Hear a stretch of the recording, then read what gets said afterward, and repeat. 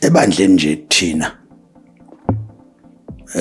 uma umfana angithina sihlushumana ivangeli lokuhlukana ezona ingako sithi skirt one side bhulukwe one side nasesontweni nje amafana bahlala bodwa as much as kungasesi gospel kodwa isidi exactly hlala bodwa isizathu nasi kufanele silikhulume iqiniso nceyo angithi asivumi nokuthi sihagane thina singahagana thina but hayi umuntu osifazana angithi amabele umuntu osifazana akufuneka ahlale la kuwena yeah angihagane intombazane ize la kumina uyayibona lento right noma unkosikazi womuntu yes no singaqhawulana nje. Do you need a spiritual home or a place you can fellowship every Sunday? A place that is accommodative to your family and children? Look no further. Join us this Sunday with Apostle Nanda at Prayer Center Midrand. The time is 8 a.m. to 10 a.m. The address is 519 New Pen Crescent, Halfway House, Palms Office Park, Midrand. For more information, contact 076 1045 863 or 084 711 0060. Or visit us on Facebook, Instagram, and X at Pastor Nanda Ministries. Come and experience God's power in His Word as Christ is revealed.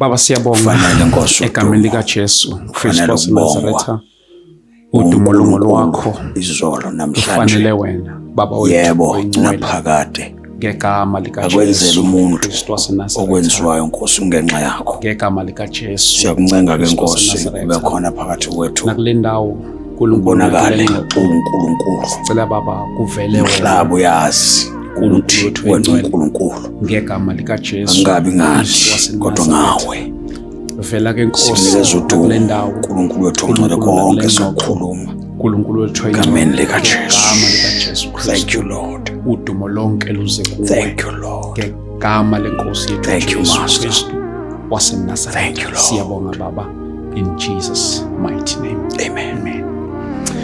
Siyabingelela kakhulu bazalwane egameni lika Jesu Kristu waseNazaretha. Kuphinda kuphi la okufinyelela khona lezi ingxoxo zethu. Hlezi ngisho kunini ukuthi ima umzalwane okule platform usendaweni right kakhulu. Usendaweni right kakhulu ke. Nawe ungasiyena umzalwane asekukhiphela ngaphandle siyazi ukuthi khona ozokucosha okanye nikucoshayo khona la kule platform yethu. Platform yabazalwane ke le abantwana bakaNkulunkulu. So siyabonga kakhulu bazalwane for taking your time and tune in. uNkulunkulu siyamdumisa kakhulu nangempilo zenu. Namhlanje ke yes, this is one of the very special episodes, Durban edition, Sly Tegwini. Njoba bazalwane ibona nje it's a different setup akusiyolena enijwayele la sise Tegwini. Hey, kinoba bishop. Kinoba bishop lana ekdala ngamazi. It's been years, yes, since I've known him. Sana ukuthi mngakule minyaka ngambona kwaNongoma eshumayela ngikade ngumfundi ngisuka lapha eGqikazi ngayo attenda lokhu ngiattenda ama services vele namancane amathuba ukuthi wayengangazi ngalesikhathi ngoba nje ngangilokhu ngiyokhonza buyele emuva. Hayi ngathi nje ngiyomlandela ngoze ngimthole namhlanje nginaye la Bishop. Nijalo. Hayi Nkosi sicinile ncebe Nkosi. Siyaphila kakhulu Bishop. uNkulunkulu unendlela yakhe yokwenza izinto. Bishop ngiyakhumbula ukuthi seside kakhulu isikhathi ngakugcina ukubona live. Kade ngikubone kwaNongoma. Since then ngawumuntu onamathelayo kwiministry yakho ukuthi noma ungekho kodwa ngizosearcha check-e ukubhala Bishop PR Chiliza vele asho ithi lami kwathi one day ubaBishop ngiyoze ngibe naye futhi angizuba naye nje kwi-platform ngiyomcela nangililanga ubaBishop ukuthi afike naseyinkonzweni uNkulunkulu asithembe ngazo ngale eJohannesburg. All right. Siyakubingelela kakhulu baBishop, siyambonga kakhulu uNkulunkulu ngawe nokuthi ugcine ufikile lapha kwi-platform yethu. Hayi nama ngithathe le thuba ke ngibingelele mfowethu kakhulu Ncike Nkosi. Ngibingelele nombukeli obukele egameni likaJesu. Kuyintokozo ke kimi nami ukuthi uNkulunkulu angenze anginikezele lithuba ukuthi ke ngibe khona la kule ndawo uNkulunkulu wenzile asikholwe ke uNkulunkulu ukuthi ke kukhona ke mhlambe ke uNkulunkulu azokwenza ukuhlala kwethu la namhlanje. Ngiyabonga. Sibonga kakhulu baBishop. Bazalwane bami, baBishop Chiliza all the way from eMandawe. baBishop ngiyothanda vele singene kwingxoxo yethu namhlanje. Ngiyazi ukuthi baBishop uma ngathiwa mina nawe siyaxoxa kuningi kakhulu singaxoxa kodwa ngizofisa ukuthi mhlambe ke siqale nje la kubantu abaqala ukubona baBishop sengimethulile kubazalwane bonke abakhona abasibukela emakhaya. Umuntu nomuntu uyathi mayisekholwa esamukela ivangeli omunye ngiyazi ukuthi indlela zokuhlukana kwesinye isikhathi asifani abasamukele ngayivangeli abanye yazi bashunyezwa abanye bashunyezwanga abanye bathola imibono njalo njalo. Ngiyafisa baBishop ukuthi ekwamukeleni kwakhe ivangeli ulamukele kanjani baBishop ivangeli and ulamukela kubani? All right.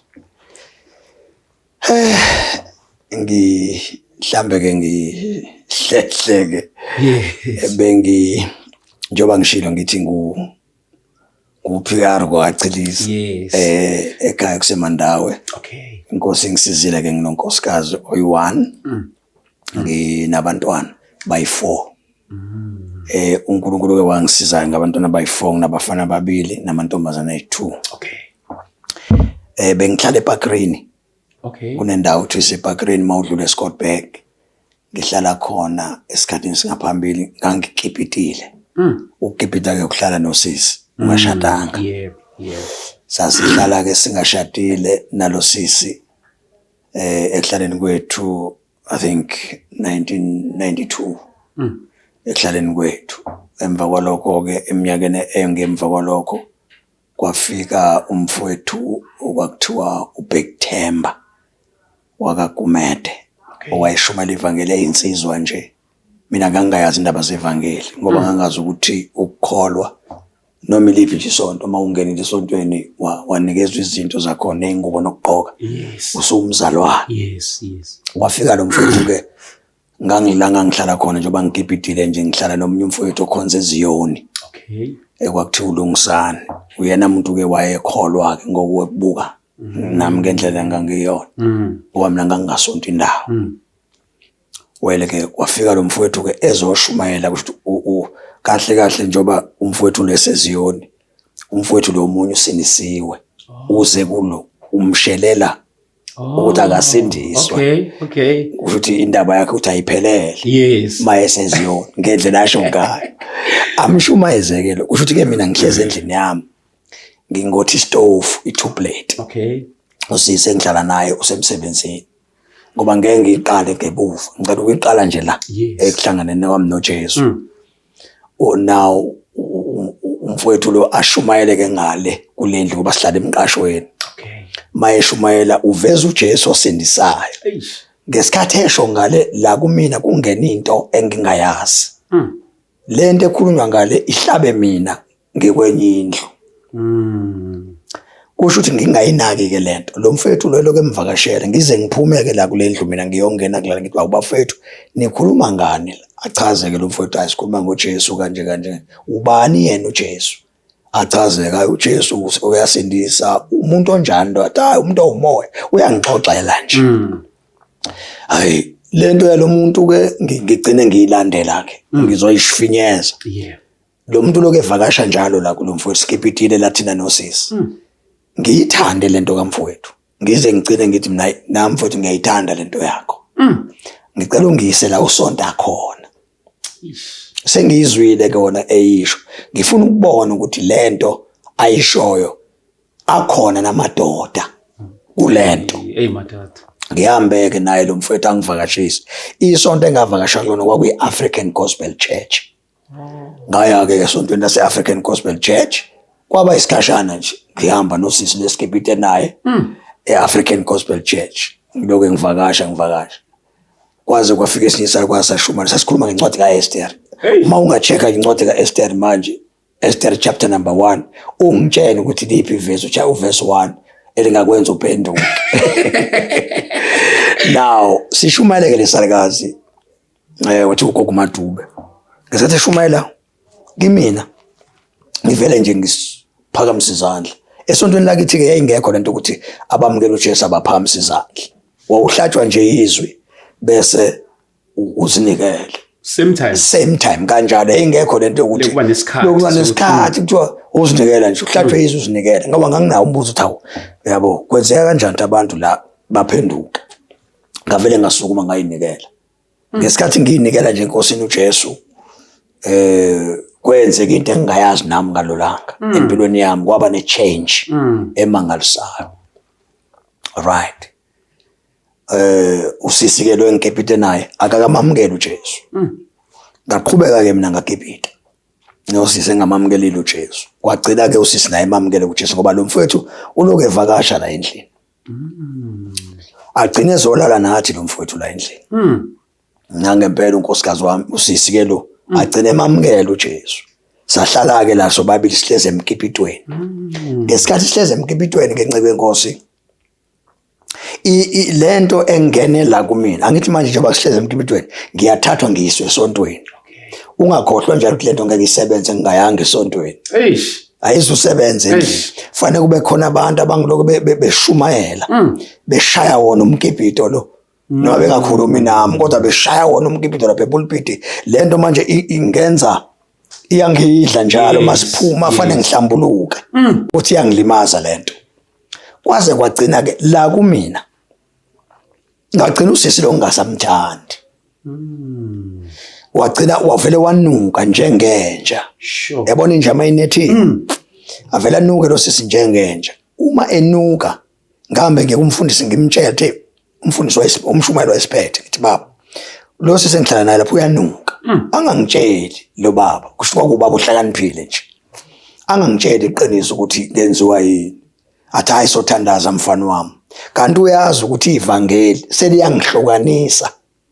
Ngoba ivangeli phela mali ngingenile kufanele ngenze njalo ngihlukanise.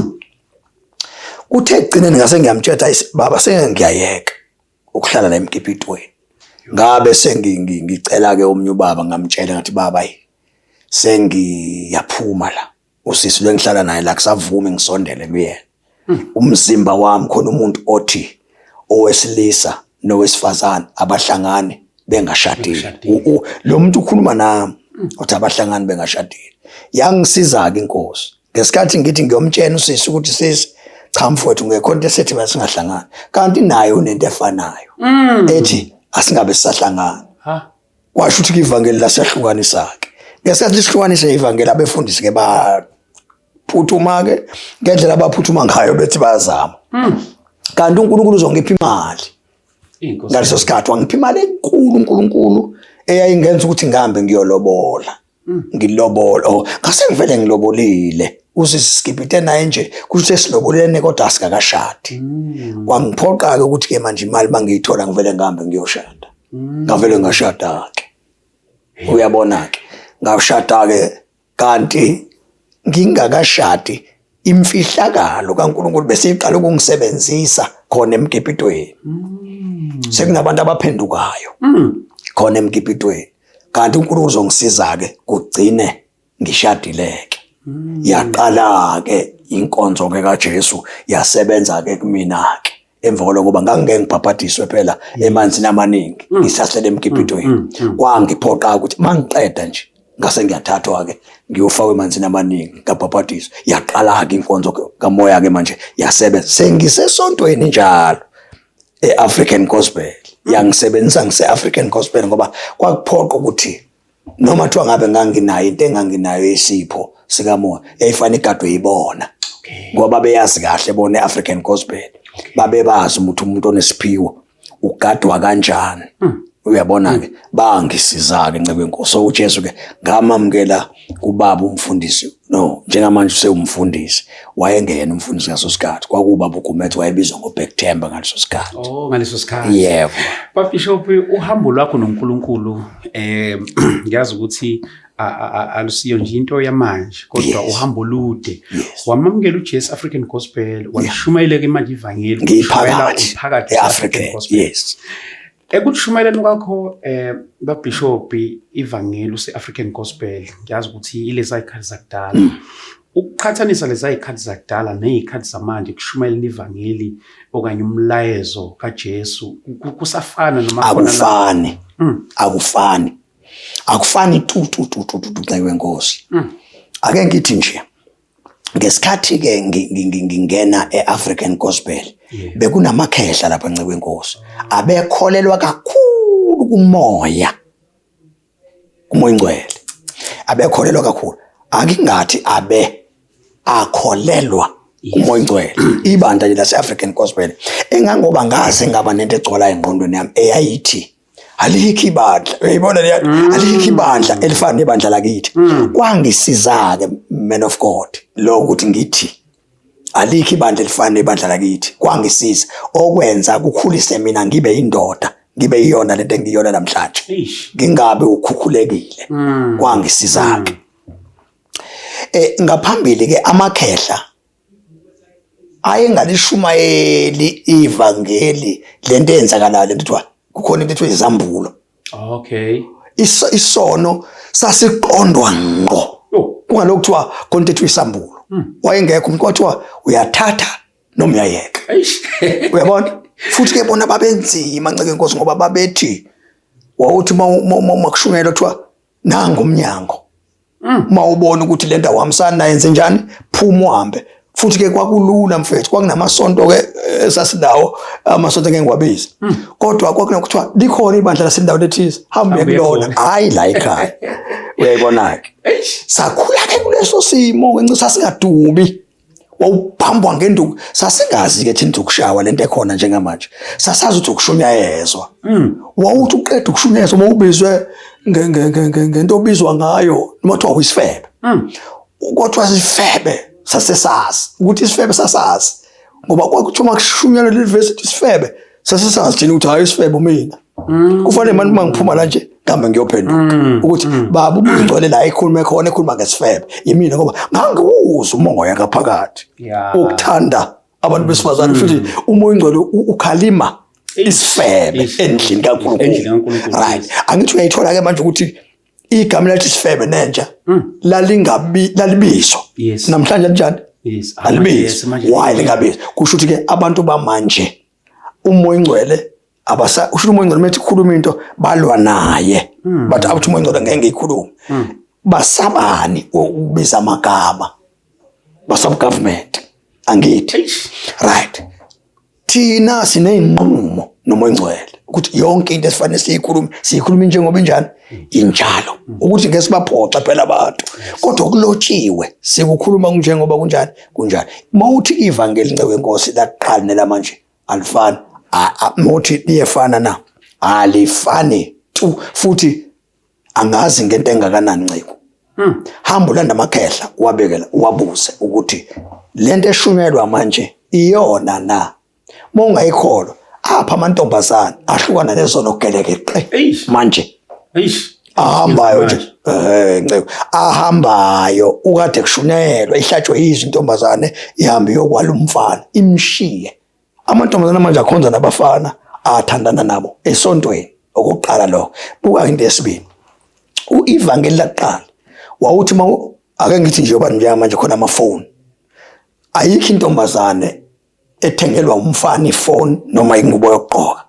Esontweni zisashiswa impahla zabafana, zisashiswa azishiswa, amafoni asalahlwa awalahlwa, impahla abantu abaphenduke betshontshe emajaldini isashiswa ayishiswa abafana kade bezigebengu la ebandleni kade bezigebengu bekhomba abantu sisashiswa izinto kade bezikhomba abantu basaphenduka abafana manje abade bekhomba abantu bethi mina ngangigebenga abantu ngangibamba abantu inkunzi ayisekho into enjalo isho ukuthini lento isho ukuthi libambambili ivesi kodwa umoya ngcwele awasizile.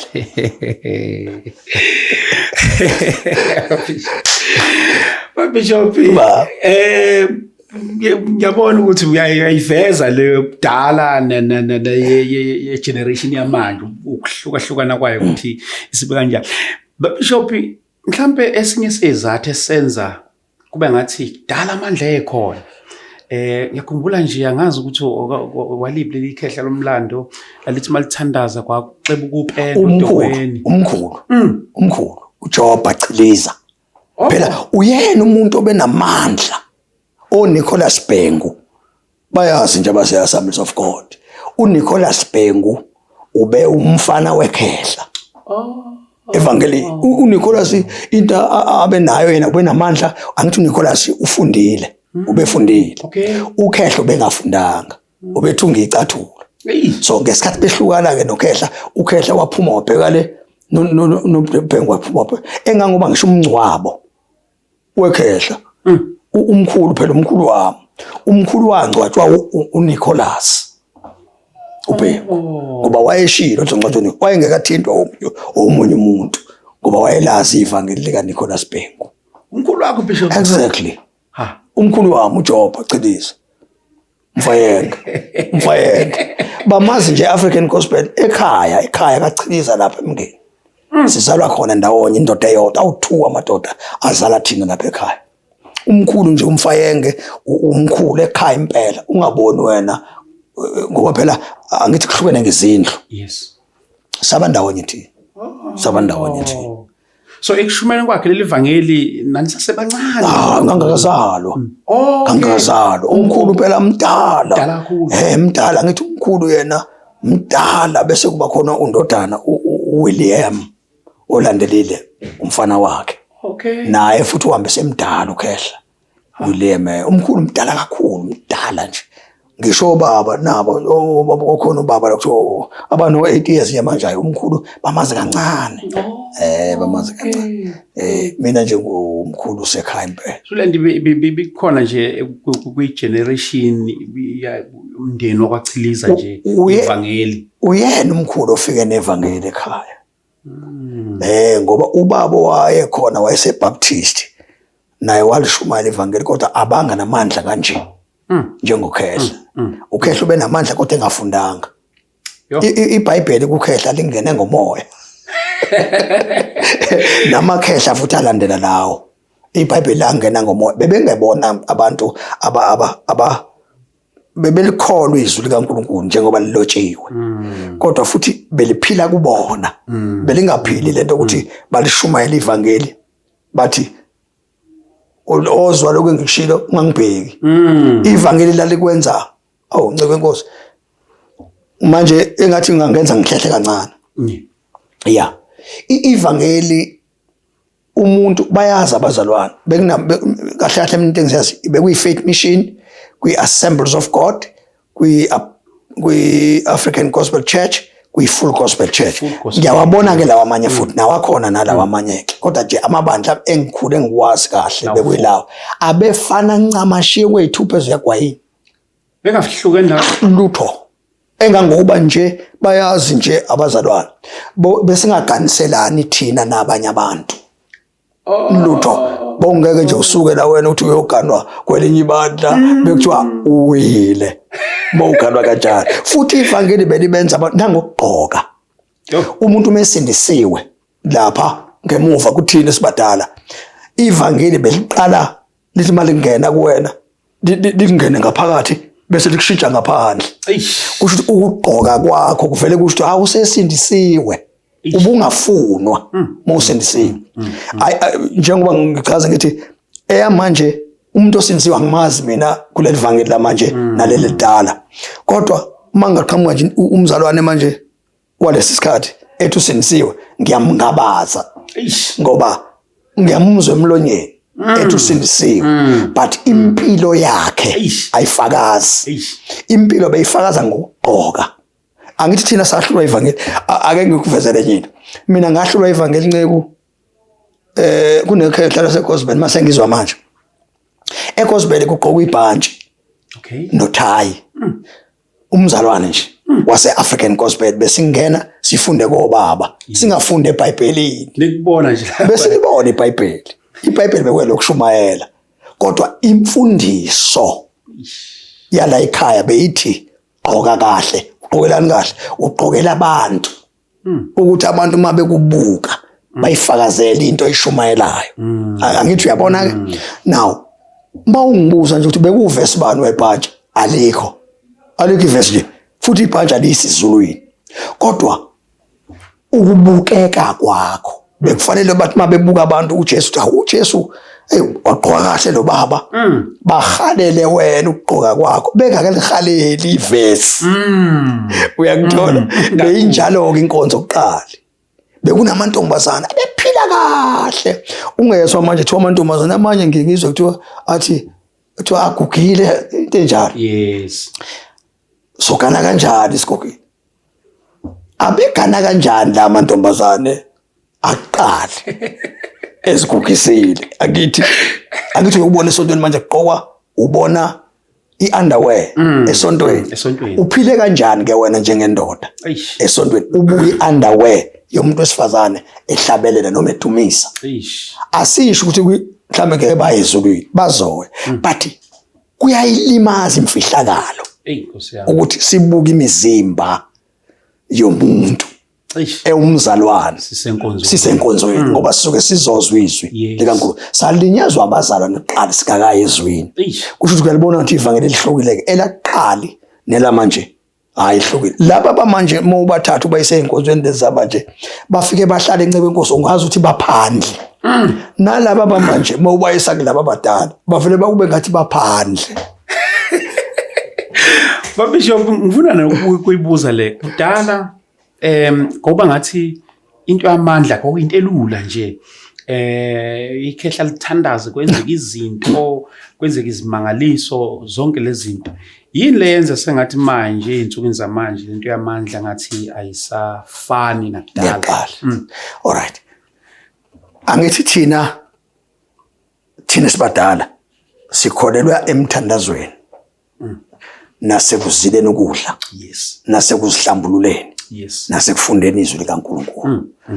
Kusho ukuthi ukuzila ukudla awukuzila ukudla emzini wakho.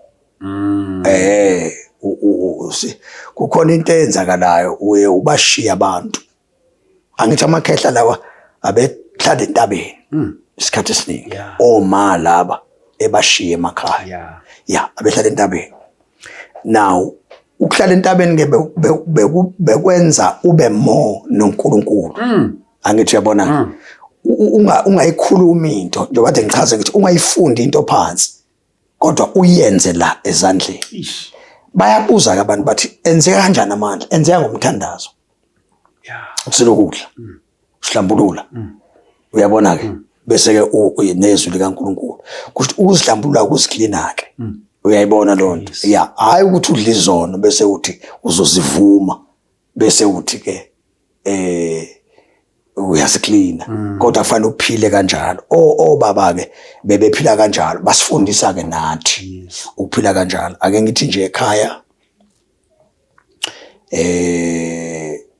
isikhathi esiningi unkosikazi mina asihlala isikhathi eside sindawonye. Unkosikazi wami umuntu onesibindi. Isibindi Ncebe enkosi. Unkosikazi khona isikhathi esibe sihlukane ngaso. Uthola sihlukane 40 days and 40 nights. Sihlukene kuyo emthandazweni. Mhlambe lo 30 days or 21 days. Ngaphandle kwa 21 days kaJanuary.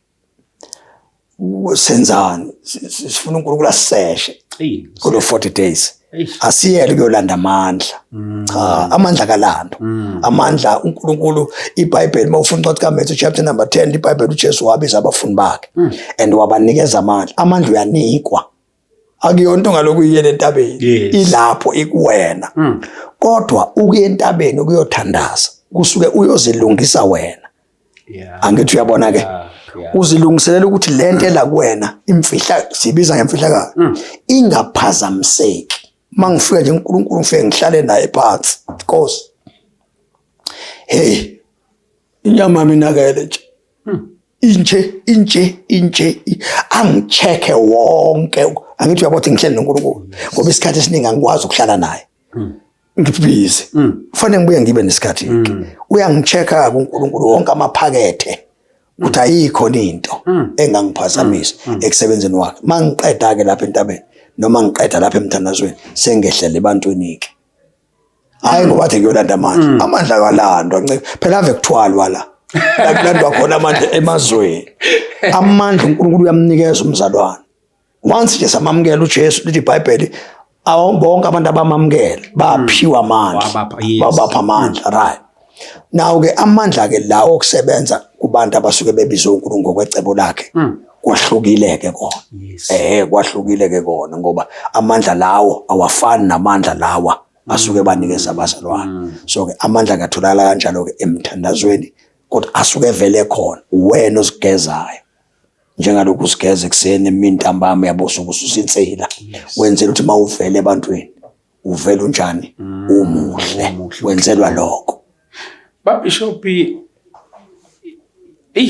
these days even alamabandla amadala uthothi sibukela kuona amanye awuthothi mhlambe nawo asahlukene kabili kathathu njani zonke lezi zinto njengelinye nje ibandla lasekhaya uthola ukuthi nalo selihlukene kabili kathathu ilona ugcina ukuthi abanye babathi yithi si original nalaba nabathi si original njalo so kugcina sekubuke ngathi even kwawona la ngathi sibukela kuona nawo asanokuhlukahlukana phakathi kwawo sekuxatshene phakathi kodwa futhi manje kuseyinto eyi1 mhlawumbe ezinye izinto babishop izinto ezikanjalo iziphi izinto ezigcina zikhoza okanye zidala yona into efana leyo and zinganqandeka kanjani ukuze igeneration ezayo emva ikwazi ukuthi ingafani nayo mhlambe angene kwelakithi yes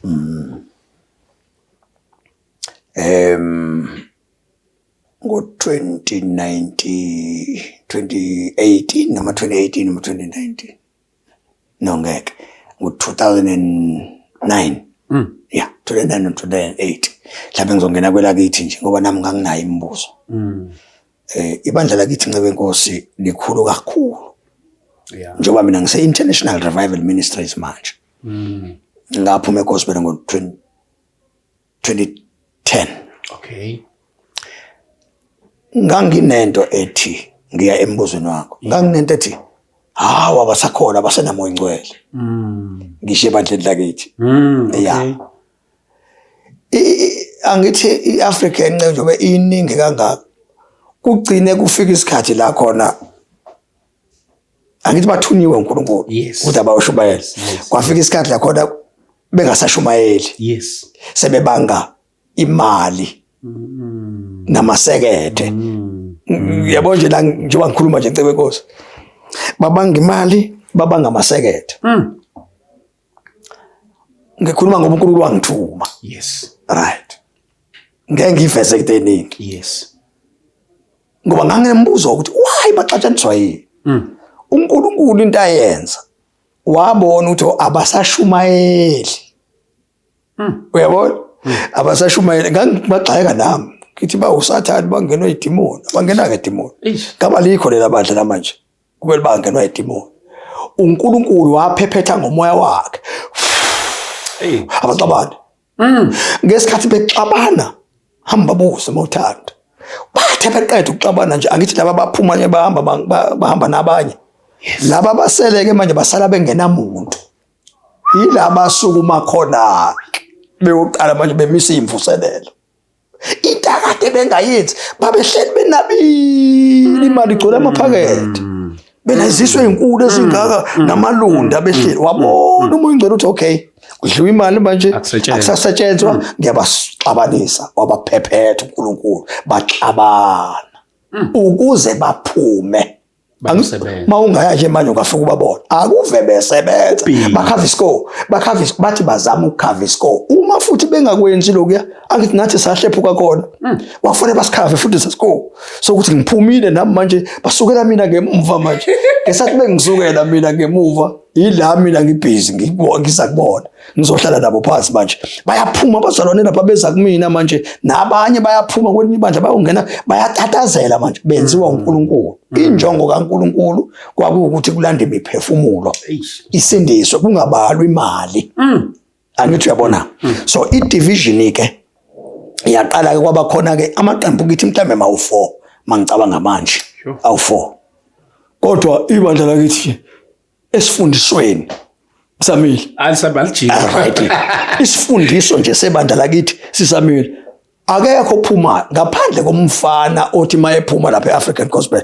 aqala into yakhe angithi mina ngiyiministry ayenziwe indaba ama ministries eAfrican but mina ngaphuma mina ngaqala iministry yami mina mawufika kuyona iAfrican Gospel iyo ifika ibhema ikholwe mayifika ingena nje bafike bazifice bona ngoba ayikho into engangizoyishintsha ngangizoshintsha ngangizothini because wayincela lapha ikithi kwethu lapha so na umoya oyingcwele ethi angigcoba abapostoli mina wathi angigcoba abapostoli bahambe bashumayela umhlaba wonke ndiyona into engiyenza yonke ehlukileke engabe ihlukile eAfrican Gospel but engikushoyo ukuthi ngiyakubona lokho okuxabana kokuthi omunye njoba usho ukuthi esontweni elithize abanye bathi thina si original baqinisile nceko labo ke ngiyasaba ukubiza abagama kodwa isonto lelakithi elinye belazi ukuthi kugqokwa kanjani madoda uyangithola nceko belilazi ukuthi kugqokwa kanjani njengoba wezwa nje amakhehla ethi ay original akhuluma ngempilo yokuthi bebephila bona ivangeli likamoya kwase kufika laba ama theologians asethi mayifika ama theologians lento ayikhipha manje emzimbeni ayikhipha nasengubweni abese ifaka eBhayibhelini ezwini bathi ke uthi uJesu ke thina manje sinjani bathini siphila kwigrace bangayichazike le grace ke ukuthi le grace ithi umuntu esesonda kangaqoki angithi uyathola ke kwase kuba khona ukushayisana ke thina sithi kuyaqhokwa esondweni bathi bona laba bathi abasha bathi aqhokwe esondweni uJesu afika negrace sesiqabeneke manje njengoba ubona singanishumayela ivangeli manje sibheke lapha manje asashumayeli manje sikhotha amavesi manje silwa nabantu ngeke ungitshele nceke ukuthi sikasofika apha thina sikhotha amavesi silwa nabantu singasalishumayela ivangeli lika Jesu manje angithi sigadile manje ukuthi baqhoke kanjani lapha sefanele ngilanda amavesi bathi asha uqoka nalabo bathi sina sigugisa abantu sefanele manje balanda amavesi bathi kusho ukuthi sekune debate in the house of God ayisekho ke intshumayelo akekho into zophendula la uyaliwa phela manje nceke wenkosi mina mangingena nje apostolic faith mission engazi faith mission endala mina angisakhonzi kahle ngime ngubweni mfowethu angazi umcoco lokuthi ungizwa kahle nguzwa kahle mangingena nje faith mission eapostolic ngithi ngena nje ngifice ingane zihlabelela umfundisi ehlezi phansi nonkosikazi wakhe ngithi manje ngiyambheka umfundisi nonkosikazi wakhe hayi umfundisi nonkosikazi wakhe noma unkosikazi useyintombazana uyingane uyangithola now ngikhubekeke mina engingayazi lento umfundisi ayishumayelayo kuzoze ngisizwe ukuthi azayichaze athi grace bese ngithi mina hayi my grace nje kusho ukuthi hayi angiphili mina kanje sesihlukeneke Nkosi yami uyabona kanti ukube thina sisabambelele kule yamfihlakalo yongithi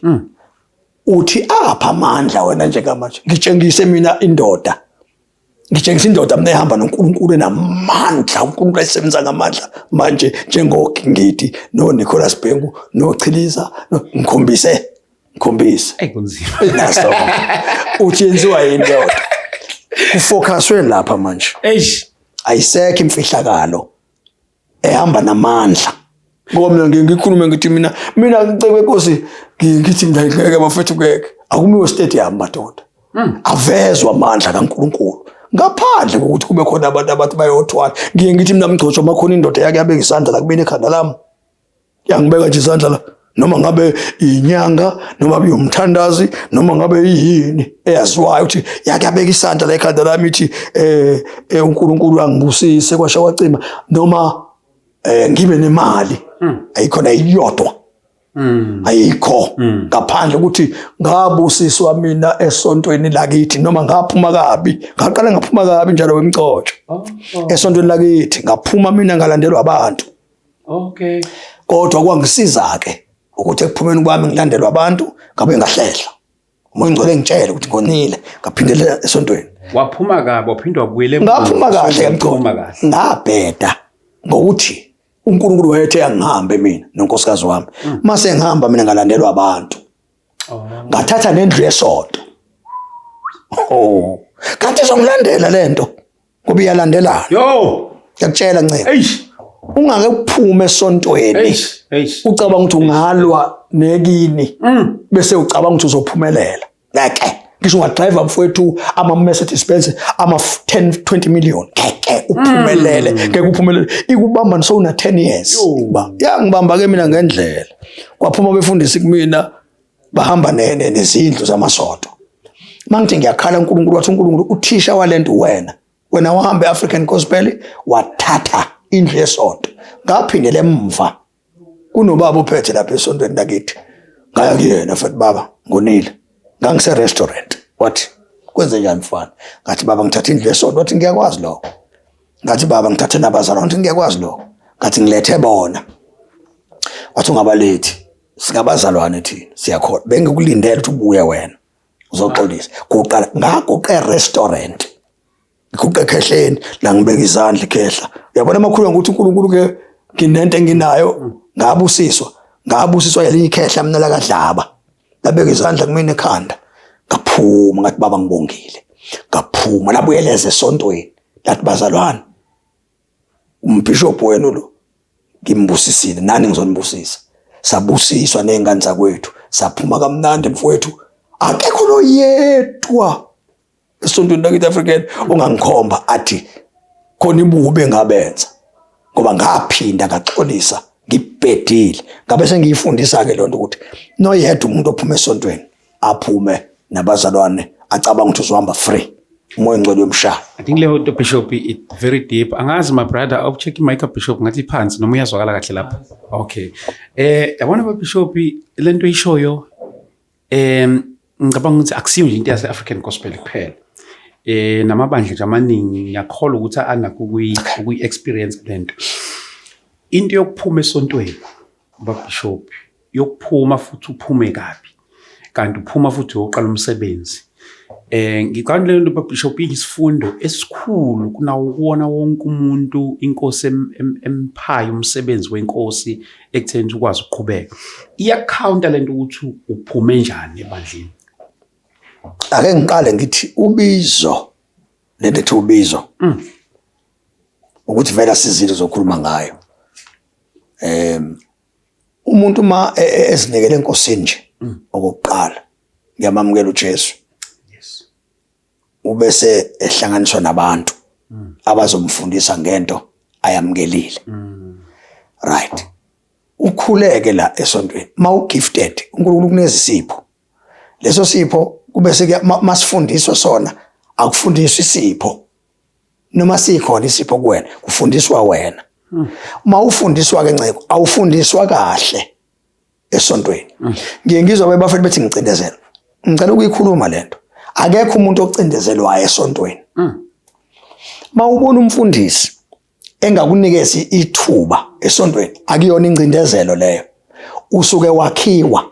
Yebo. 2 esontweni kunezinto ekuthiwa ezenziwayo njengokuthi qoqohlalo ubekwa amatende odosi unganikwa imali ngikhuluma ngami uphathi bandla Nceke wenkosi ungaholelwa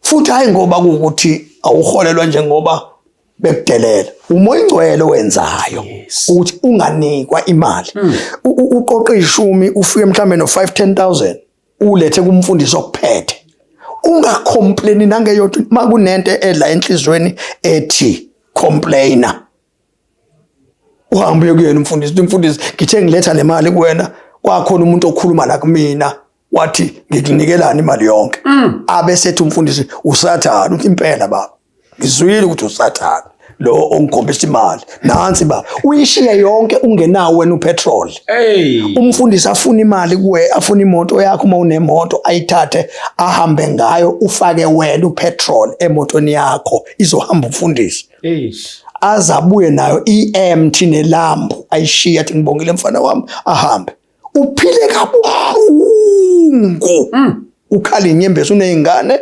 uzele awubizwanga umfundisi ubizwa uJesu right now ke bese ke njengoba ufundiswa nje esontweni uyafundiswa ke la esontweni lento ayikho into ethi phuma akekho umfana ncebe wenkosi ohamba eyoqala iministry ingaqalanga ekhaya okay uyangithola umuntu obizwe uNkulunkulu nje ncebe wenkosi akaqali ibandla ngaphandle uliqala la ekhaya khona ama branches la ekhaya khona ama circuits bese kuthi la ekhaya khona unational angithi uqala ema branchini wethula ama branch kumfundisi ungelutho ungena umpostoli hayi lento evele kuthiwa abapostoli abantu kuthiwa abapostoli kushiwo umuntu enabazalwana abawu20 kuthiwe umpostoli right lento lenceke wenkosi njengoba iqala la ekhaya nje ubaba okuphethe uyakubona ukuthi lo mfana lo mfana ikhonde kuyena lo mfana uyakhula ke nceke wenkosi abese kunika igatsha ibranch athi gada ngoba usekubona ukuthi usungakwazi ukugada ibranch uyayizwa hayi ukuthi uzoshumayela eseketheni usungagada ibranch ugadeke ibranch futhi ifuna kwazeke ukuthi njengoba ugada ibranch nje usukhulile ngokwanele na la kufika abantu bezozihlambulula kuwena mawukuthi uyindoda abazozihlambulula ngemishado yabo uzokwazi ukubaphendula ubalungise kukhona abantu abalimela abacabene la uzokwazi ukubalungisa uyakunikela la esontweni wena umnikelo lefunayo la esontweni uyazenza izinto zala esontweni wena kuyathola ukuthi izinto uyasenza zonke unikwe igatsha ke ugade igatsha ke ngesikhathi igatsha likhula liyazala igatsha lizala isekethe angithi uyabona isekethe mhlawumbe sala ama branches awu12 noma u13 noma u14 ngesikhathi ikhula isekethe uyabonakala wena ukuthi hayi lo mfana uyakhula bese bekuthatha ke mhlawumbe bayokugcoba kuthiwe umshumayeli not umpostoli umshumayeli njengoba usungena esihlalweni sobushumayeli nje usazoqeqeshwa ke futhi soqeqeshelwa sona lesihlalo ke manje lesikhundla sakho nezosona esontweni sobushumayeli leyo uthi inceke yenkosi usugcotshiwe alright uzothi uyababeka izandla esontweni mhlambe kwenze umunyele ngikabantu noma bahlanza abantu noma ke uNkulunkulu uyakugcobile ngokuthi kuliyanda ibandla akusho ukuthi sune ministry leye ministry ke eshayela abafutha asebancane bahamba amatende bese kuvela labaprofeti bamanga abahluliwe amakubo bese bethi ncebo ngiyibona a gift in you ngikubona wena nceke yenkosi ulandelwa inqwaba yabantu abesethi lo wake wangiprofeta omunye umfundisi nomunye wangiprofeta kusho ukuthi labantu abaprofetiwe sebenze njani ugcwalisele iqiniso umuntu ongibambezela uBishop Chilisi sengiyahamba nceko avaleliseke emfowethu njengoba into kade ingavuthwanga la ekhaya izovuthwa eminyango ungahlulwa upheka uphuthu la endlini uphuthu esoludla lube mahazane bese ucabanga ukuthi khona uphuthu ongalipheka eminyango aloko baphuma ke abafowethu baqala ama ministries ke njengoba beqala ama ministries into yokuqala bayenza umfowethu cela umnikelo eminyango phela izingane zilambile ungakhohlwa cela umnikelo kufanele babe neimoto kufanele babe nemizi bastrategisha abafana manje bacela iminikelo baze begcina bephumele ekuthwaleni into ebeza baphumele ekuthwaleni indaba baphume makubo bengakabi mechodi baphuma ke bamba uqala ama ministries kuyokhonselwa ke kula umatendana o2 poles eminyango kuliwe ke eminyango ke manje kuliwa noyise njengoba efighter noyise esengaphandle usho ukuthi uletha more cases uyabona ke abe cursed kumfana umfana akasaphumeleli yini indaba ingenxa ukuthi uthe ephuma eminyango walwa noyise kanti bengafanele kanjalo befana abe ne relationship nobaba hayi ngobe ubaba ngobe emzele ka spiritual ubaba ngoba uphuma kuyena phela fana azofunda ezinye zezinto la ekhaya ukuthi baba ke wawuthi masewula kweqhube kanjani nje ubabona ke abafowethu laba sebancane benjenqe kwenkosi bashawe ikona nje abamukela yonke into ngeke phela bayishaya isona ngeke akulula ungomshaya kanjani umuntu okufidayo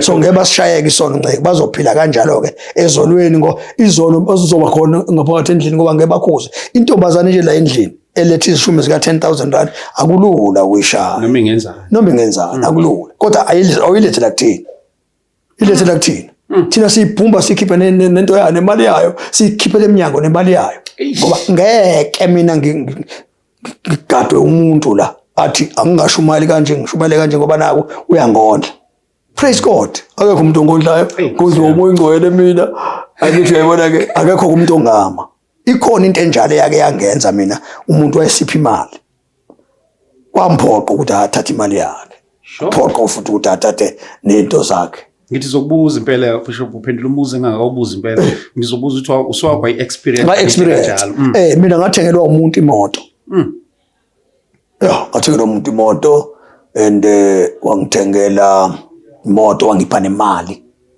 wangipha imali phela kodwa kwathi sekungena isitha waphoqa ukuthi imali le anginike yona ngoba isitha sangena imoto wayilanda walanda nemali futhi uyabona ke kwaphoqa ke mfowethu ukuthi ngiyibuyisele imoto yakhe ngiphinde futhi ngimnikeze imali akubange kusabalula ngoba kwaphoqa ukuthi akiwe enkantolo ngenhlanhla ngiyanga mina enkantolo angiyanga umoya ingcolo wangisiza ukuthi ngingaye enkantolo lagcina ke leyo case ke iphela kanjalo kodwa nga experience ndaba ukuthathwa umnikeze womuntu into aphinda ngiphuca wangiphuca praise God ngambonga uNkulunkulu ukuthi awu lo mfowethu wangenza ngawela waba ibridge lokuwela ngoba ngathola netende ngalithenga itende elikhulu elihle elimhlophe elikhulu nezihlalo zakhona sakwazi nokusebenza kwiministry ngoba angithenganga ngisho iwindi iglass lewindi lasekhaya leyo mali nje ngavele ngayifaka esontweni imoto wayithatha kanjani wathi eqeda nje ukuyithatha imoto uNkulunkulu wangireplace wathinta umuntu elimpompo waletha imoto umuntu elimpompo ngadrive imoto ngathi ngiqeda ukudrive imoto kwangena enye imoto ngathi ngiqeda le kwangena enye futhi so ke uNkulunkulu wayengisule inyembezi naye umfowethu ngamxolela Jesu ngamxolela noma kwakunzima kodwa nje ngaphoqeleka ukuthi iBhayibheli ngilivale lonke iBhayibheli ngifuna ivesi elilodwa elizongenza manje lo mfowethu lo izwi lenkosi lithi chapter 5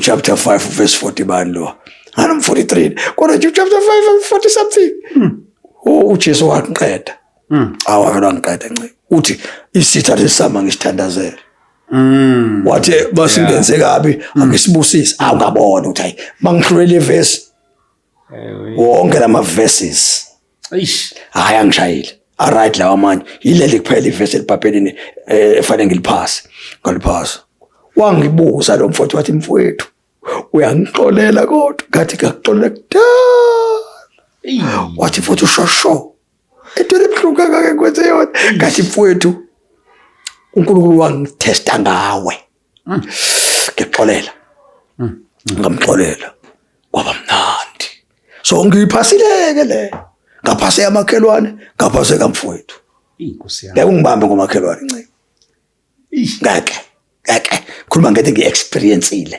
so ngeke ungibamba ngaleso zinto ivangeli ngilazi ukulenza angilazi ukulifunda hayi mongathi angicheck amavesi ke eBhayibheli mhlawumbe uthi Genesis to Revelation iBhayibheli angilazi tu iBhayibheli angilazi ngempela mfowethu kodwa monga ngicheck ekulenzeni hayi hamba ulifunda wena mina ngizokwenza Ufunde wena mina ngiyolenza angilikholwa uma ulufunda wena ungalenzi. Hayi. Ngifuna ulibone, ngilibone kuwena ulenze. So ke ngicela inkosi ngisho ukuthi uNkulunkulu wangisiza ke kulokho kuthenini ke ngeke ngayi-experience ke into enjalo ngiyayazi. Bishop ngiyazi ukuthi emsebenzini wenkosi ikakhulukazi okungithi nje kuyivangeli so kube nezinto eziningi zokukhandwa kwezimangaliso kakhulukazi mhlawumbe mawuya emazweni ahlukahlukene ziningi izinto esizokuyibona ngokuhlukahlukana kwazo kuthiwa hayi sekuphakama umuntu kwi-wheelchair later on how bengasilona iqiniso kanti abantu abebethengiwe kugcina sengathi uNkulunkulu akasebenzi ayenzeki lento ukuze yenzeke kumele ube nabantu abathengwayo mhlawumbe ababishop usize ababishop siyayifuna the reality of the gospel or the reality of ama miracles akhona babishop ikakhulukazi ngalezi ayinsuku zakudala ongathi cha mina ngakubona uNkulunkulu ekwenza lokhu ngiyakufakaza ngabona impela uNkulunkulu ezenza imangaliso phambi kwami hayi lezi suke ithengiwe. Ngeke inkosi mhlambe mina angithi sithi ngiyasaba. NjengoNkulunkulu ngiyamsaba. Enye into uye uthi mawuyisho kube ngathi uyisho empakamoyeni. Uyabona kodwa ke umoya ingcwele uyazi. Inkosi yami. Angithi nje uNkulunkulu uNcebe inkosi ilona office angisebenza kulo. Ngicela vele ngingene la. Ngibuza ngamabongo ba. Yes, iyona nto ke Ncebe inkosi ilona office umoya ingcwele angisebenza kulo. Ngithanda ukufunda izwi likaNkulunkulu angilifunde kakhulu. Yes. But izimangaliso izona ngizithanda kakhulu. Ngathi nje ngisindiswa ngathanda zona. uNkulunkulu wasibonalisa ngazo kumina kakhulu. Ngisestimeleni nje wakalisasikhathi. Wazibonalisa ngazo ngihlele estimeleni ngithi mina hawu. Labantu bayashumayela kodwa amandla kaNkulunkulu aveli. Ngase ngiyenza ke lento. Ngayithanda. Kukhona unyaka noma ke engake ngahleka nje kangihleka kwakusesinema eMlazi ngakaba nemfusela enkulu sesinema kusho ukuthi khona umfowethu wayekufakazela ngixoxela ukuthi wayibona into eyenzekela ukuthi mina lutho umoya ngcwele uyangifihlela. Yes.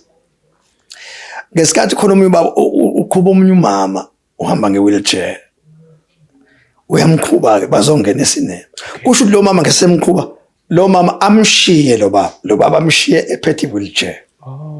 Akithi bedumisa uNkulunkulu yaphambili. Kanti umoya ingcwele uzongifihlela. Sengixoxela omunye umuntu ukuthi kwenzekeni.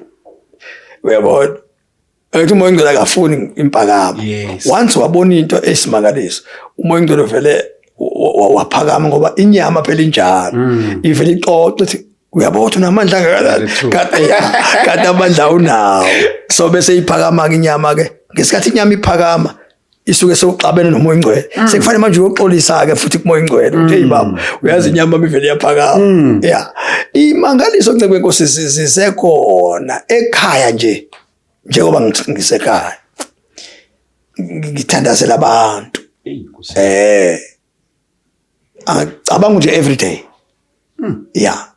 Every day nginayo into futhi ukuthi ngicele mina ukuthi umuntu kwesinye isikhathi mayegula ngeke ngithi akakhishwe esibhedlela. Inkosi yami. Yabona lo ekhaya uNkulunkulu wangisiza ke nginenkomo khona lesa sikhashana nje sithi isikhathi umnyu baba umama wakhe wayegula esibhedlela eBarakwana.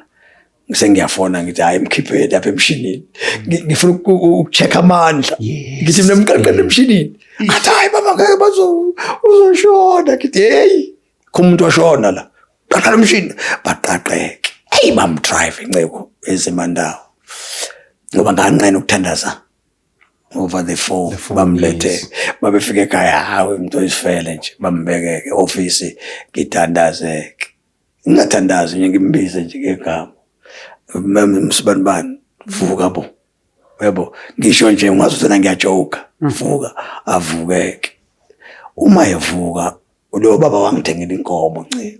Sure. Ngithengela inkomo. Isakhona inkomo ngoba ngathi angithandi ufuna inkomo dayise yabona. Ziningi ke sengiyaveza nje okuncane. Yes. But iyona nto Ncebe Nkosi engikholelwa kakhulu. Ngikholelwa kuma miracles, ngikholelwa ku deliverance, ngikholelwa ku healing angithi. Yeah, ngiyakholelwa kakhulu. Iyona nto entweni zonke nje mina. Bese kuba indaba kamoya. Ayi. Yabona indaba kamoya ingcwele. Yes. Ngiyathanda umuntu uma ngabe efundisa ngomoya ingcwele ngimbone. Eyifakazela umoya ingcwele. Futhi ngiye ngithi mina angibafundi laba ekuzoqala ekudunyiswe. Kuthiwa hlamoya hayi angiyifuni le. Ngifuna sibe sober. Ngikhulume la ngithi bafethu njengamanje lesihlalo lesi.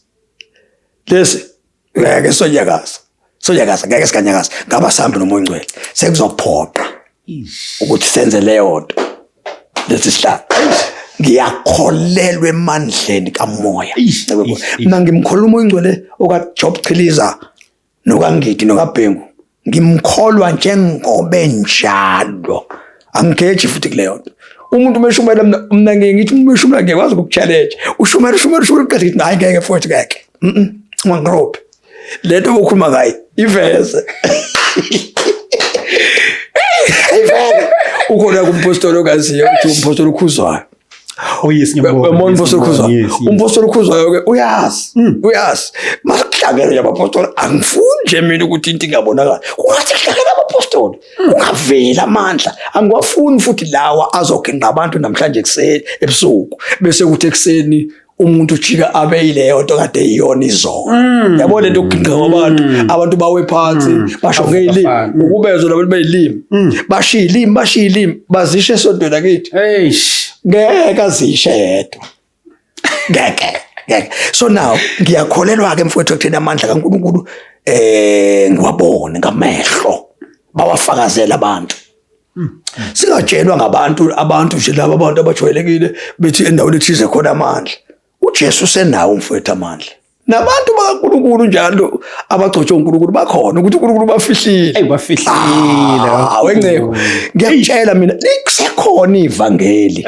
ukuthi bafihliwe abantu bakaNkulunkulu bafihlwe ngamabomu ufuna lesikhathi sidlule bese ivela into kaNkulunkulu ngamanye amagama baBishop uyayifakazela leyo ukuthi asekho miracle shiya lento Ncebe Nkosi mina ngikhuluma iqiniso mfowethu mina ngikhuluma ngamandla ongawathumeli ngenkomishi ukube nje ngizothela inkomishi ngithi mina thathani lenkomishi khona amandla lapho kulo nkomishi angisho leyo nto mina ngisho amandla kaNkulunkulu mina hayi la okudlala abantu abadlala ngawo amandla sekhona amadoda kaNkulunkulu sisekhona uthi ngiveza nje lapho ukuthi sisekhona thina sisekhona uNkulunkulu usasibekile futhi ngeke sidlule la kulo mhlaba ngeke ngisho lapha ekhaya mina khona umfana wami lapha kuthiwa nginabefundise yabo bese kuba khona umfana engihamba naye ematendeni umfana ematendeni ethi uThabiso ngeke imshethe emfana ngisazokubhumba ngisazokunabisa uyazi ke Ncebe Nkosi imnabise hamba ubeka itende hamba ekhala isinkwe sokudla engenaso endleleni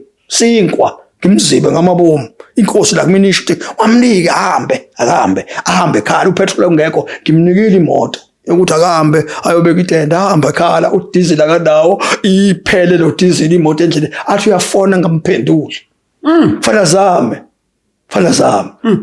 yabona ngize ngimbothe yabona umfana ungakwazi lo mfana ukuthi noma sengingasekho uzolimela ivangeli so sengimbonile ke lo mfana ukuthi noma elingwa noma ngalingwa endleleni ngiyazi ukuthi ulingwa ngenxa yokuthi uphethe izinto sikaNkulunkulu sifanele ngimgadeke manje ngimbekezelele so injalo ke into enkulu isekhona man of God sekhona futhi nathi masidlula soyishiya bakhona abafana abakhulayo abasenayo abangayishumayela enye into basekhona abangayishumayela enye into bashumela yona lesi shumelayo ukusala kwalento boBishop incike kulonayo noma incike kulaba akumele bayamukele ilaba bafana bayamukele angithi ke ukhehla kuthiwa njalo ngishona khehla kuthiwa uBhengu uNekolazi lalesi khehla maligeza Ncebo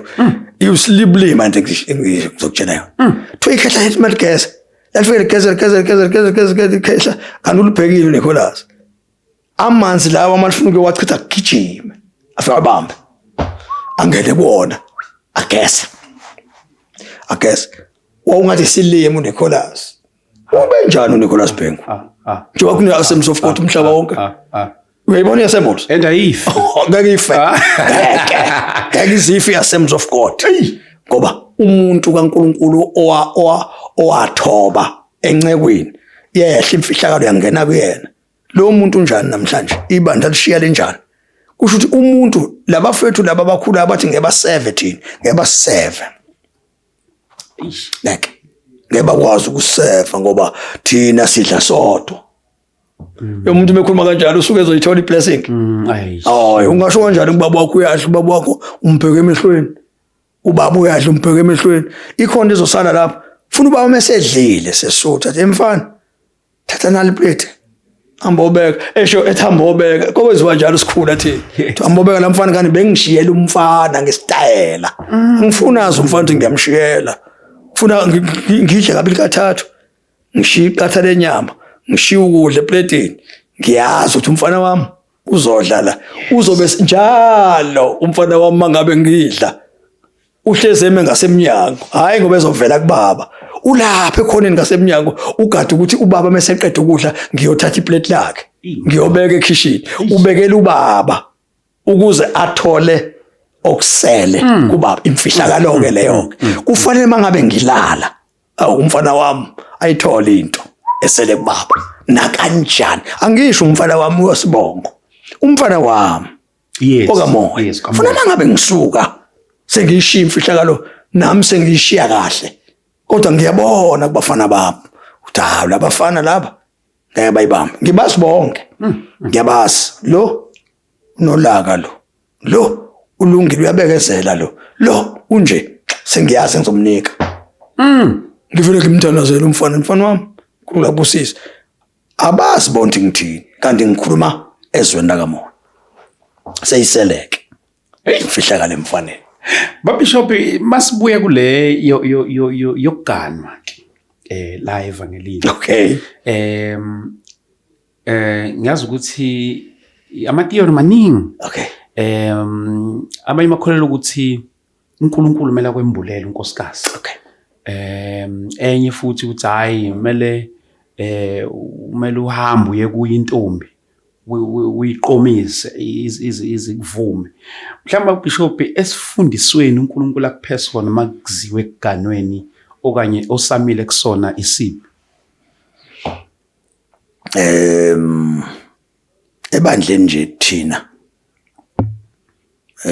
uma umfana angithina sishumela ivangeli lokuhlukana nezolo ingako sithi skirt one side bhulukwe one side nasesontweni nje amafana bahlala bodwa as much as kungasese igospel kodwa isidi exactly hlala bodwa isizathu nasi kufanele silikhulume iqiniso nceyo angithi asivumi ukuthi sihagane thina singahagana thina but hayi umuntu osifazana angithi amabele umuntu osifazana akufuneka ahlale la kuwena yeah angihagane intombazane ize la kumina uyayibona le right noma unkosikazi womuntu yes no singaqhawulana nje right esontweni ke umfana mayifuna ukugana uqaleze kumina okay umfana okay bese kumina baba ngizosihlambulula kwenze njani mfana cha baba sengikhulile ngiyabona baba ukuthi fanele ngikanwe manje bese ngithi ke mina hayi ngiyezwa mfana wami bese ngizibusisa nje so uyibonile intombi mfana cha baba ngayibo ngizocela umthandazo nje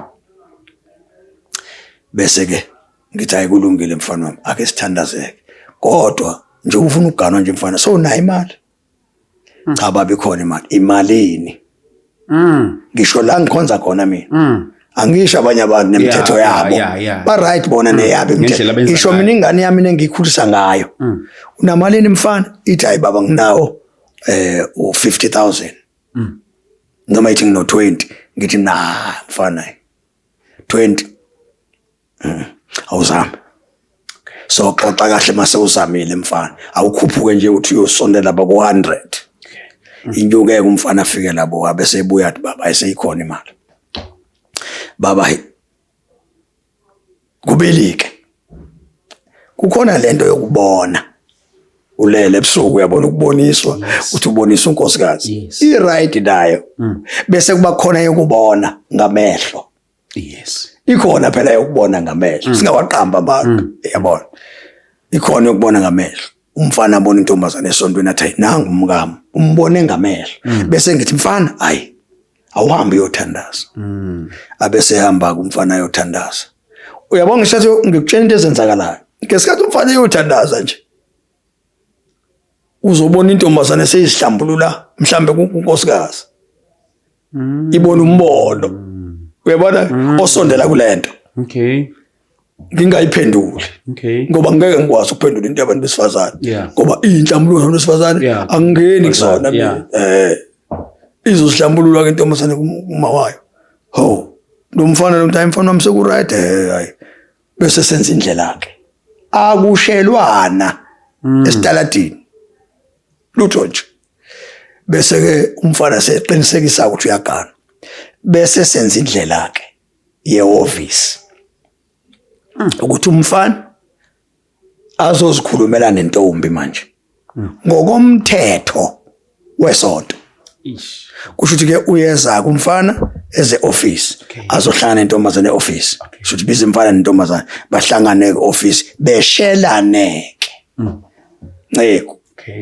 funa bashelane baze bavumelane babengavumelani abesithi intombi ayichangiyezwa mfowethu ngisayemthandazweni mhlawumbe izohlala 3 months mhlawumbe 4 months akufonelwana process bese bevumelana ke mabevumelana sebezobuyela kuthina ke kuzumfana cha baba sesivumelene noma intombi izothi mase ibuya ibuyele kumawayo ayibuyele kumfana ibuyela kumawayo iyothi cha inkulumo kamfowethu lo wathi sikhuluma naye sengiyayivuma abeseza kumina umawayo ethi baba usibani bana ayibahlanganise bese behlangana ke ngesathi behlangana nje bayoqomana manje uma beqeda nje ukuqomana ncebe inkosi bahlukene futhi abafonelani ayekho umuntu ozofona isithandwa sami kwasha kwacima uqediwe nje impumalanga nentshonalanga now angithi ngikutshela ngendlela ngemfundiso yami bese ke siyobika ke manje kantombazana uthi intombazana lasenza umonakalo esontweni into engenziwa esontweni lakithi kwenzekeni isiqomile iqoma umfana la manje umfana uyayithatha bese ke kuthiwa ke right ayike kulungileke bese ke kuthunyelwa abakhongeki bayokhonga kantombazana uma beqeda ukukhonga nceke kwenkosi belungisa into zomshado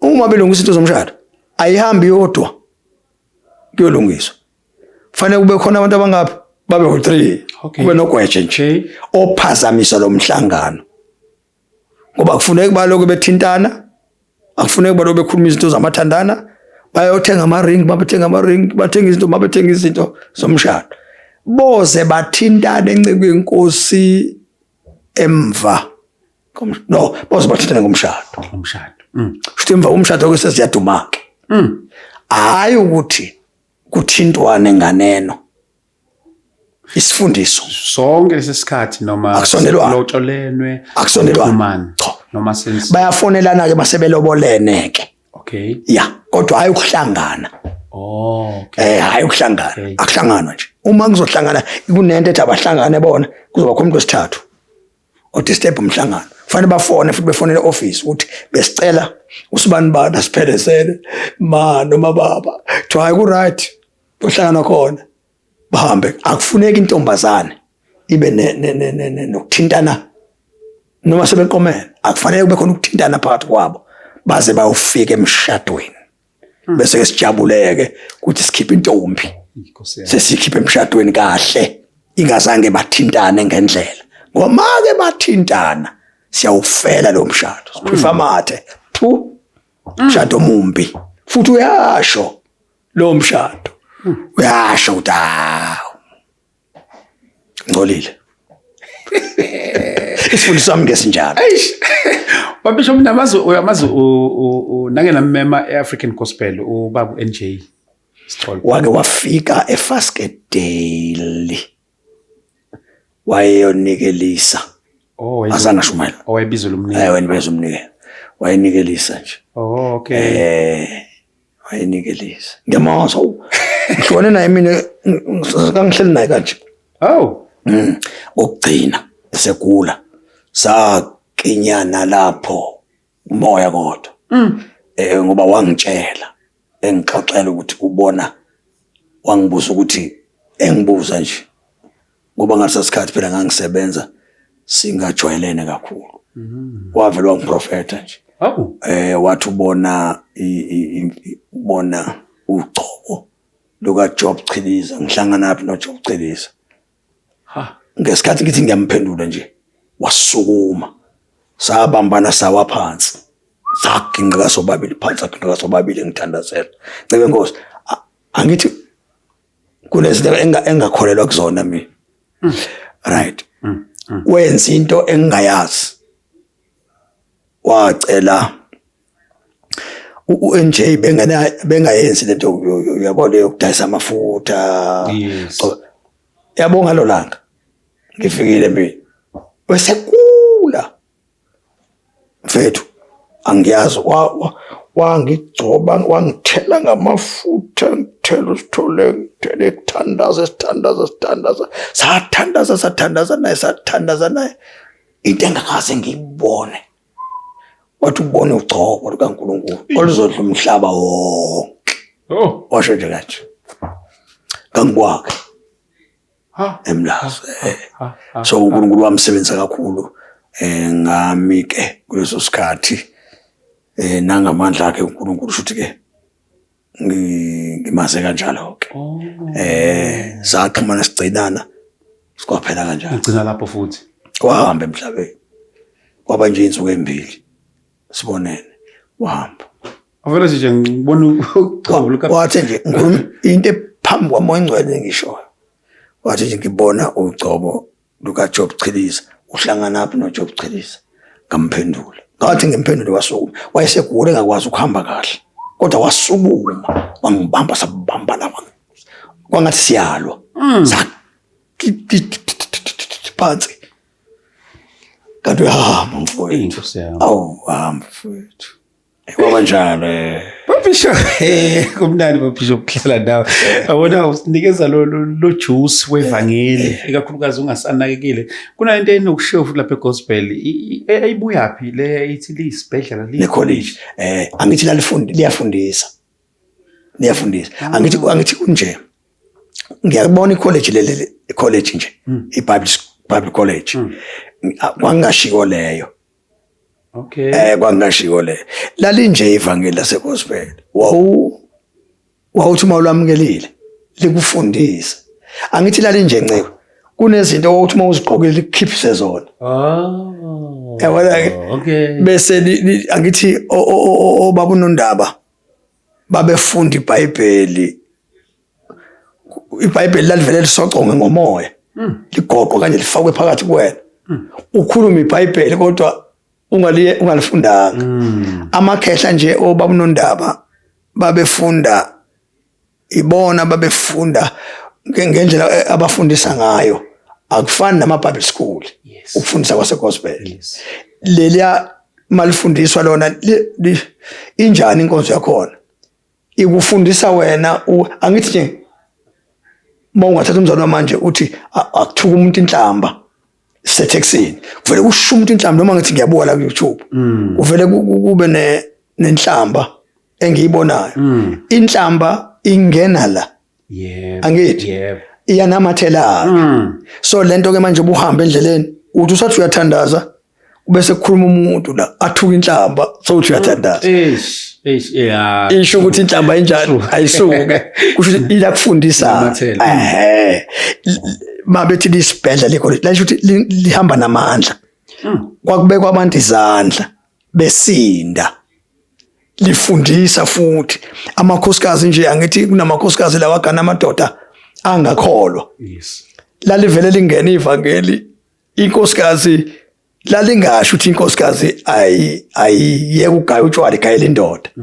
Lalifundisa inkosikazi ukuthi uyabona ke manje njengoba usuzinikele ubaba efuna utshwala ithi ubugaya ubuthandaza i-teaching leyo kamoya ithi ngoba wayengekhe umfundisi ayifundise thandaza kusho lona ivangeli thandaza athandaze lo ugaya utshwala uyathandaza ithi yaphuza indoda ivele ihlanze angithi uyabona ke manje futhi yindeyo ke isibhedlela nakho ke ivele ihlanze indoda uyizwa indoda seyibika ithi wenkosikazi lo mtshwala obugayele kanti bunjani athi hayi bunjani baba hey ngiphuze namanye ngiyaphalaza hey nkosikazi angibufunda utshwala ngesonto elizayo uze indoda sethi wenkosikazi ayineli ipantshi lami uyabona into ongakholwa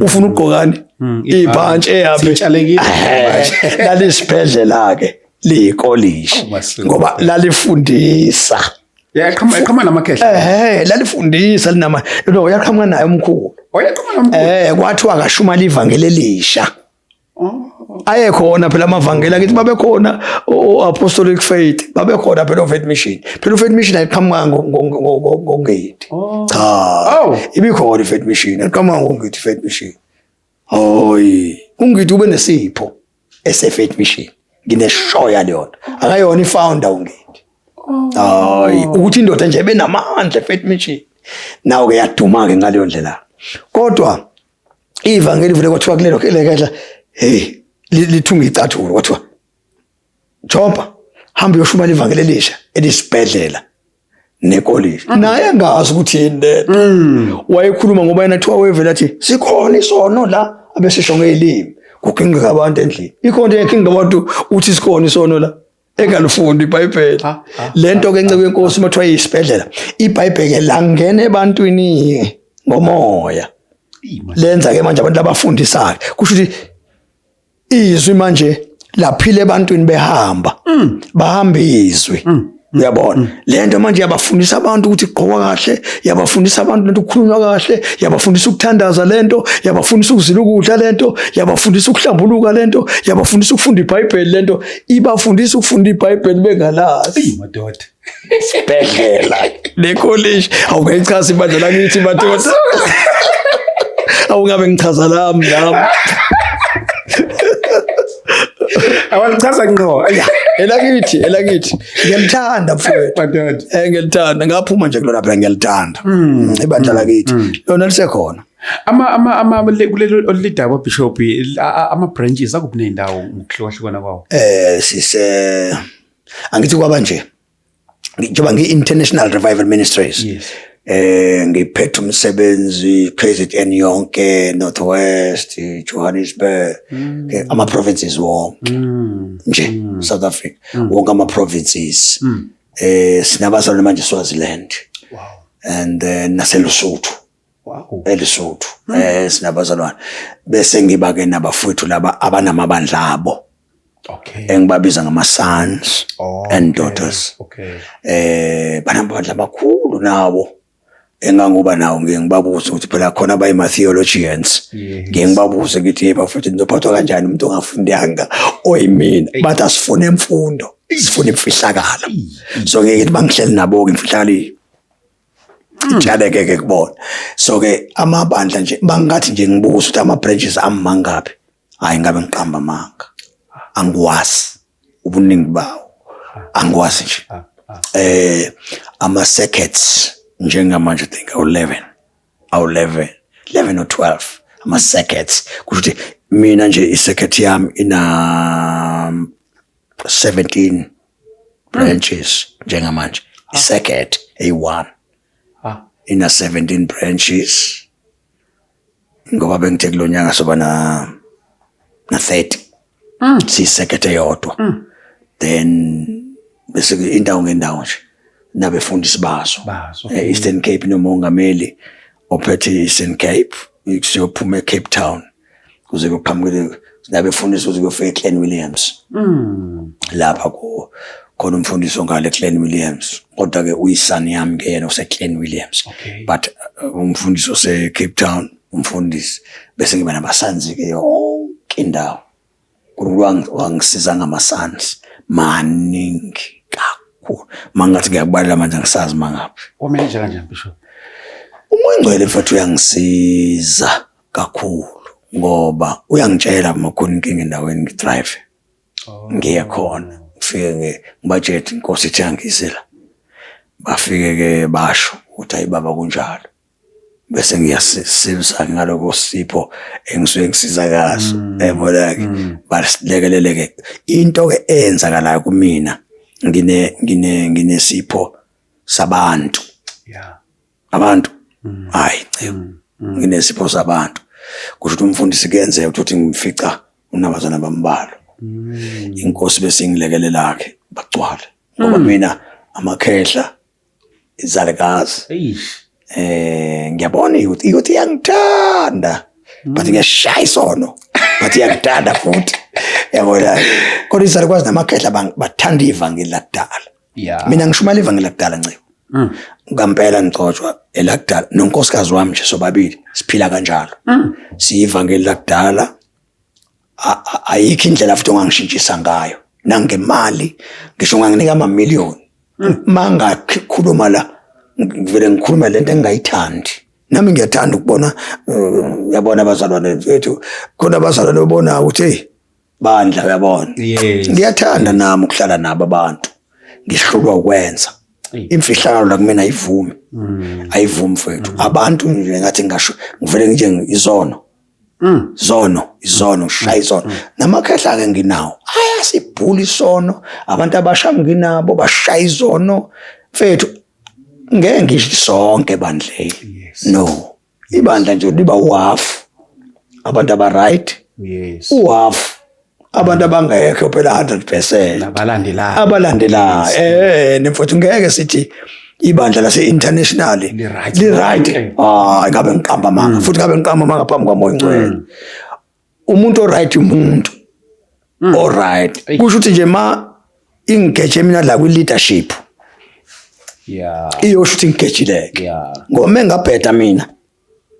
hayi nceke kuyobe kubhede yonke akufanele ngibhede angeke ngibhedise ngisho umpostoli ngeke ngibhedise ngisho umbishop akekho umpostoli ongafika kumina ngishintshe athi baba leli vangelo lishumayela li wrong noma ngangikhothela ivesi mfethu ngisho ngangikhothela ivesi athi iBhayibheli lithi kwabaseKorinte ngizothi ku right kwakusho kulabo la mina la Umoya Ngcwele ungembulele kanje so ke la okushoyo wena okwakho ku right for wena mina la endlini impilo yala endlini fanele ibe nje ayizoshintshiswa umuntu ngisho ngangikhothela ivesi uzungitshene yonke into ukhuluma isiGreek ukhuluma isiHebrew angishintshiswe lonto ngumZulu nje kanje angishintshi ngumuntu nje ngeke ungishintshe kuleyo nto mawuthi angikhumule ngigqoke kanje ngeke ngikhumule nginjenje usamile nje kulento emgcotsha ngoze ngilale mntu kaNkuluNkulu ngoze ngilale ngikhuluma iqiniso eliphambi kwaMoya Ngcwele ngoze ngilale nginje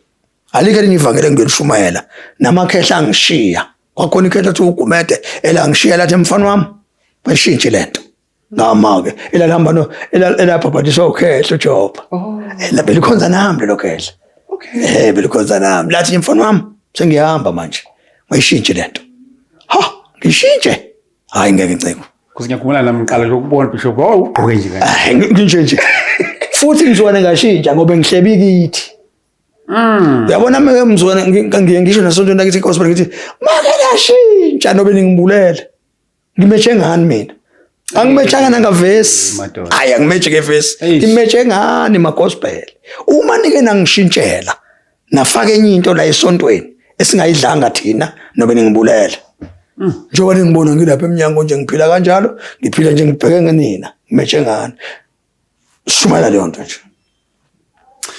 bazalwane bami lapho eJohannesburg baBishop uChilisi ngimema live ufuna nazi ukuthi uma engafikanga ngingofakazi bami baBishop yazi lezi inkonzo sijela ukuba nazo ngoOctober lapha eJohannesburg baBishop ngeke ngathi ukuxoxa naye ukuthi siyamcela lapha neJohannesburg Umoya Ngcwele ungiphe isihloko esithi God of our forefathers uNkulunkulu wababamkhulu So mawuthi lapha eJoburg uyakholela enkonzweni yamandla. Ama-date azophuma October bafowethu. Akakasho ukuthi uyavuma noma kodwa nje nginenza nje ukuthi nazi nilindele ekuthenini ukuthi ngo-October khonto ezokwenzeka lapha inkonzo yamandla. Bafowethu yalazi leli khehla lasidala. So nje ngiyanicela mawuthi around Joburg awuzama ukudiarize nje ukuthi October uzobe useJoburg. So bese lapha na eJoburg. So nje ama-details amaningi azoza ezinsuku eziqhubeka. Kusase early khona impela siyakholela enhlelekweni. Ingakho siyikhuluma kusase manje ukuthi October be ready bafowethu. Sikumema live Bishop. Hayi. Sizokhuphuka. Babishop. Inkosi yamkhola uNkulunkulu ma inkosi isigcinile. Asisho njalo. Ma kukuhle kuJesu. Sizofika kodwa nje abazalwane kufanele bazi incebe inkosi ukuthi uJesu loyo wasemandulo usewuyena namanje futhi mhlambe efanele ngikusho ncebe inkosi abazalwane abasinisiwe abangayijwayela indaba yokuphikisana abanga debate ma umzalwane nje usiniswe kahle lento ukuthi ivesi ulokuphikisana nomuntu ukuthi iKorinte ithi uGenesis uthi likhona ivesi elithi uyabo ungayijwayela indaba yokulwa ngezwi likaNkulunkulu asilwe ma ufuna ukulwa ngezwi likaNkulunkulu hambe kuSathane uyena umuntu ongalwa naye hayi umzalwane angithi uyabona ukukhuluma kuningi la kulezi zinto kakhulu right musu ungena uphendula into ongahlangene nayo kusho ukuthi izitsha zakho awusanaki imfihlakalo yafa izitsha lezi sigazi kwakuthiwa esontweni kithi lento iyiqanda ifuna uyigade musu ukuphendula noma yini uthiwa nje endaweni ethize kukhona ukuthi nawe usuyaphendula endaweni ethize kukhona ukuthi uyaphendula yazi into oyamukelayo ukuthi inamandla angakanani ume kuyo mangeni ezintweni zabantu uzothiwa khona umuntu ngale manje uyophikisa umuntu khona umuntu ongale uthanazela abantu bavuke wabafileyo kwasha kwacimthi bese uthi ayikho lo nto uSathane lo ungenaphi kuleyo ungenaphi lo thula uveze yakho uveze yakho leyo nto iyaphela isukudlulelwa isikhathi izovele yawo uveze yakho into enamandla ngisho ukuthi ke uma singabamba lento ncenkosi yokuthi abazalwane bafunde manje laba ke abaphethe imfihlakalo balo bebusa imibuzo engenasidingo makuthiwa nje kunenkonzo ayazi ama-intercessors aziposition ayemthandazweni uyayizwa lento bayazi abefundisi bendawo ukuthi kunento nje bangabi jealous mabefuna ukubona uNkulunkulu angithi uNkulunkulu mebone kusamandla akhe ibona labo phela abenze leyo nto ukuthi hawu makhona umfundisi ubani endaweni ethize isekhona into yena ukani kusho kuyena uzothi mayifakaza lento ebantwini hey kuthiwa isekhona into yakithi angithi uyayibona lento angahlangani nabantu abalwa nento ukuthi kube nje uyafika sonto uphethe ipeni wena uzolo uthi soke sizwe ukuthi uhluke ngani lo ayikho into engihluke ngayo ngihluke ngezwi likaNkulunkulu phela ayikho yileyo nto nje ukuthi lento ifundayo uzoyibona madod. So ke ngisho ukuthi ke ncebe inkosi cha uNkulunkulu siyamkholwa sizokhuphuka siyamkholwa umoya ngozosithwala sithe siyofika injongo kaNkulunkulu leyo nami ngithi before ngilale ngoba mina ngiyalazi usuku lami lokuhamba ngiyasebenza manje nciko ngisebenzela kona vele insuku zami ziyashoda ziyashoda so ke sengisebenza esikhathini esesele sincane kulesikhathi sengisiphilile sekufanele ngiqinisekise ukuthi yonke into ngizothi ngihamba ibe seyibhalwe yonke phansi ngingazi ngisho unyaka nje ukuhamba kwami nje emhlabeni kuyaziwa ngihlezi ngibatshena ngisho esontweni ngiyobatshena nje mzone ngihamba kungaba isitha nje sisuke sangihlasela mhlawumbe ngenye indlela but ngiyazi mina ukuthi ngiyohamba emhlabeni. Into nje wayembulela umoya. Angithi wenze kanje.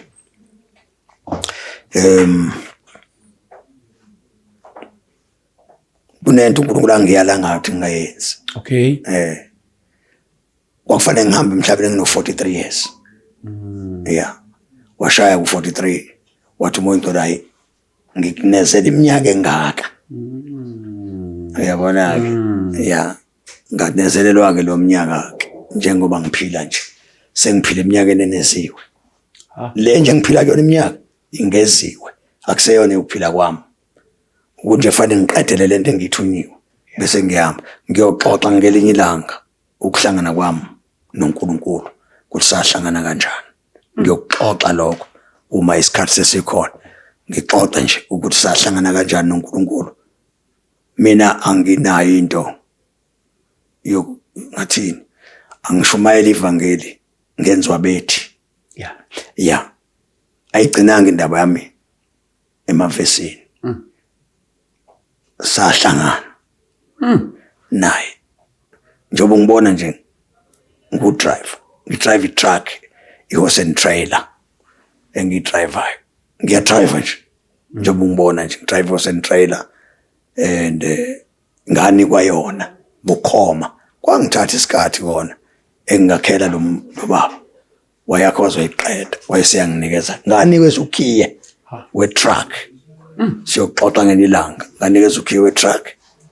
Indaba kamoya le nini nikhuluma nithi uNkulunkulu uzizintathu angiyifunde eBhayibhelini ngisho into engiyaziyo. Uyaziyo. Ngiyazi njengoba ngizazi phambi kwaNkulunkulu nento engishoyo. Ngiyazi njengoba ngizazi ubizo lami labanjalo. Trinity. Yeah. Umuntu oyedwa ofanayo. Oyedwa kodwa ofanayo. Wangiqasha wanginikeza ukhiye we truck ngiyadrive nje bayasabaningi ngisho wangithatha ungisephi uthi ungibeke la kuthiwa khona mabakho umuntu imfihla alifika ivele.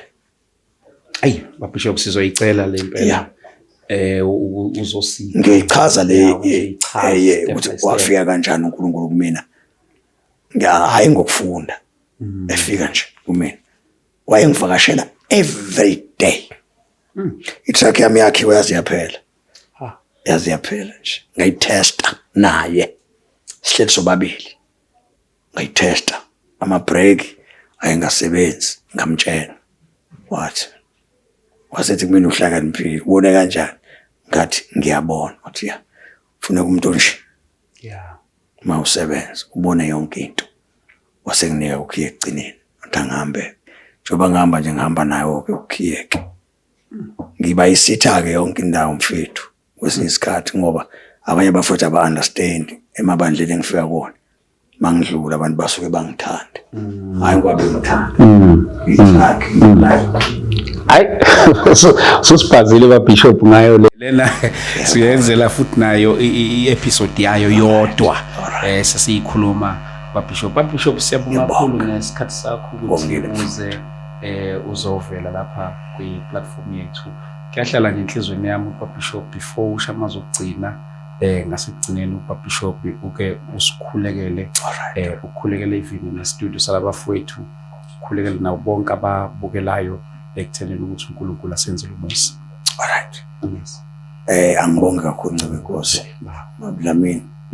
Ngiyabonga nababukela babukele. Ngibonge nje uNkulunkulu ukuthi anginikele lithuba egameni lika Jesu. Ngisho futhi ukuthi bazalwane uNkulunkulu usekhona. uJesu usekhona senamandla. Yes. Usaphila. Ngicela ukuthandaza. Amen. Sibongile baba wethu ophilayo. Jesus. Sibongile baba onamandla onke. Nkosi siyabonga baba usinika ithuba nokuvela ukuthi usekhona. Uyazi baba ngibona amandla ngathi sayi emhlabeni wonke uzibonakalisa kule insuku zokugcina. Baba wethu ongcwele uvusa amadodana akho uwabonakalise emhlabeni. Baba siyabonga nansi nale platform yakho Nkosi. uNkulunkulu wethu ongcwele nansi inciko yakho mfowethu Dlamini ngiyathandaza. Baba wethu ongcwele banaye nombono uNkulunkulu wethu ombeke kubekile kuye uqhubeke ugcwala umhlaba wonke kuze kubonakaliswe amandla akho. Udumo lonke silibusela kuwe ngoKristu Jesu inkosi. Amen. Amen. Siyabonga. Sibonga kakhulu Bishop. Amen. Sibonga kakhulu bafowethu, asibonane kwi-episode elandelayo. God bless you.